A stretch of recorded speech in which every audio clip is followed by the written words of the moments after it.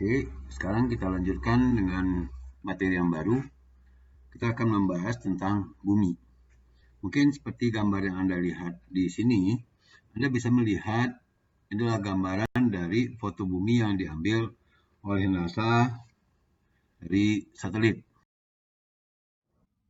Nah, dari hasil satelit tadi, kemudian diprogram orang membuat digambarkan bentuk-bentuk yang permukaan tadi dialihkan menjadi bentuk yang mempunyai relief topografi. Nah, di sini ini kita bisa melihat gambaran bumi secara keseluruhan. Kita bisa melihat ada bagian-bagian yang ketinggian yang berbeda, mulai dengan ketinggian 6.000 meter di atas permukaan laut sampai 6.000 meter di bawah permukaan laut. Dan juga ada bagian-bagian yang kita melihat seperti ada yang warna coklat dan berwarna hijau. Nah, ini menunjukkan jalur-jalur pegunungan yang berwarna coklat dan hijau adalah merupakan daerah-daerah yang relatif lebih datar. Nah, mungkin pertanyaan kembali, bumi. Apa yang saudara ketahui tentang bumi? Inilah suatu hal yang perlu, karena kita sebagai orang geologi, kita harus tahu dulu apa yang dimaksud dengan bumi itu sendiri. Nah, dari bumi itu muncul, kalau kita melihat dari gambaran dari udaranya, kemudian kita akan muncul beberapa pertanyaan, bagaimana bentuk bumi itu sendiri? Karena kalau kita lihat secara gamblang, seperti sekarang yang kita lihat, kita bisa melihat bentuk permukaan bumi, ada yang bentuk datar, ada yang bentuk seperti gunung, ada yang bentuk seperti lembah. Nah, tentunya peristiwa-peristiwa pembentukan bentuk-bentuk yang seperti itu adalah suatu proses yang terjadi. Nah, kemudian kita lihat lagi, setelah kita tahu bentuknya, tentu muncul pertanyaan yang baru yang berkaitan dengan kira-kira apa bahannya yang membentuknya. Karena kita bisa melihat ada yang bentuk permukaannya seperti berlipat, ada yang patah-patah, tentu bahannya akan berbeda. Nah, kira-kira apa bahan pembentuk bumi itu sendiri? Setelah kita lihat bahannya, dengan melihat bentuk-bentuk tadi yang berbeda-beda, tentu ada suatu proses atau peristiwa yang menyebabkan terjadinya pembentukan tersebut. Nah, baik bentuknya terjadi perubahan di atas permukaan, ataupun terjadi akibat adanya bawah permukaan. Nah, setelah kita lihat itu, kita ketahui bahwa permukaan bumi ini sebagai suatu hamparan yang diisi oleh makhluk-makhluk hidup. Nah, inilah bagian-bagian yang penting yang akan kita memberi informasi kepada kita tentang bumi ini sendiri. Seperti kita lihat pada gambar di sini, dia ada 3 gambar yang melihatkan suatu bentuk morfologi yang berbeda. Ada yang gunung, ada yang lembah, ada yang bentuk seperti datar, ada juga persawahan. Nah, kesemuanya ini ada yang dibuat secara proses alami, ada juga proses natural.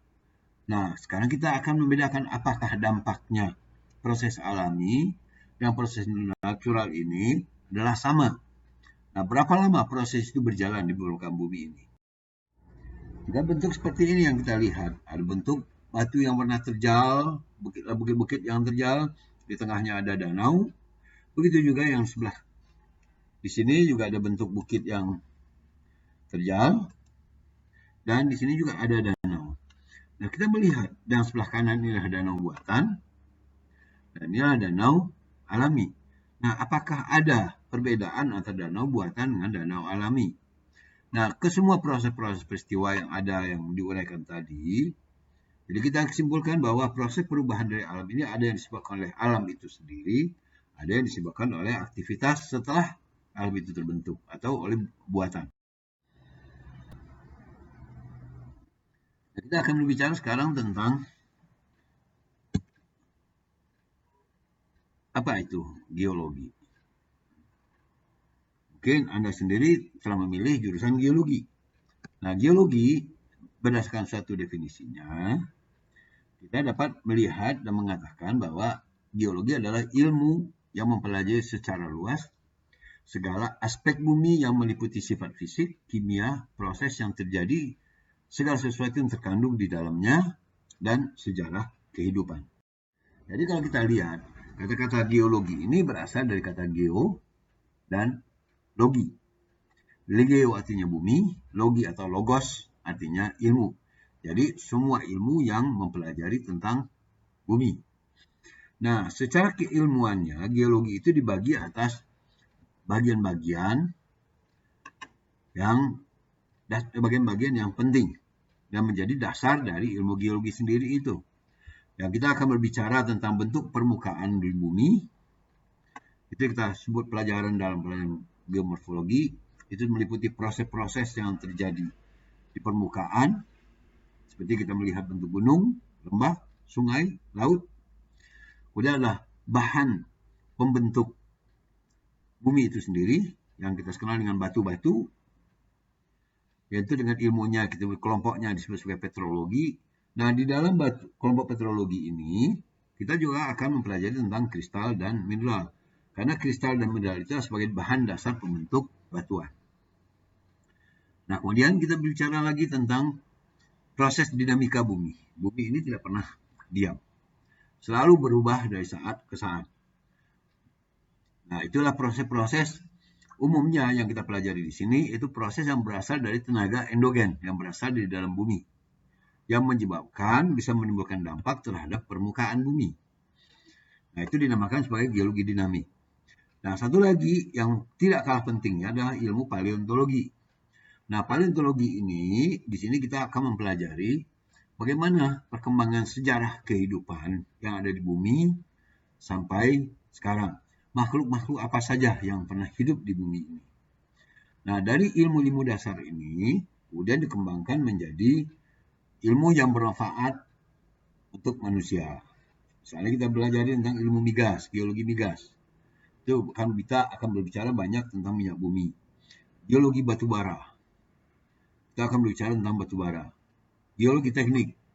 Kita akan berbicara tentang bagaimana keteknikan dalam ilmu geologi ini. Seperti kalau kita ingin membangun jalan, membuat jalan tol, membuat bangunan. Kemudian ada ilmu geologi lingkungan yang berkaitan dengan pencemaran. Ada lagi ilmu geohidrologi yang berkaitan dengan air. Banyak sekali cabang-cabang ilmu terapan dari geologi ini. Nah, jadi secara prinsipnya kita kembali lagi bahwa ilmu geologi ini sebagai dasarnya adalah ilmu petrologi, geomorfologi, paleontologi, dan geologi dinamik. Yang kesemuanya ini saling terkait erat satu sama lainnya. Kalau kita ingin menjadi seorang geologis yang baik dan benar, kita harus menguasai ilmu dasar ini. Sehingga kedepannya untuk pengembangannya lebih lanjut kita akan lebih menguasai dengan baik.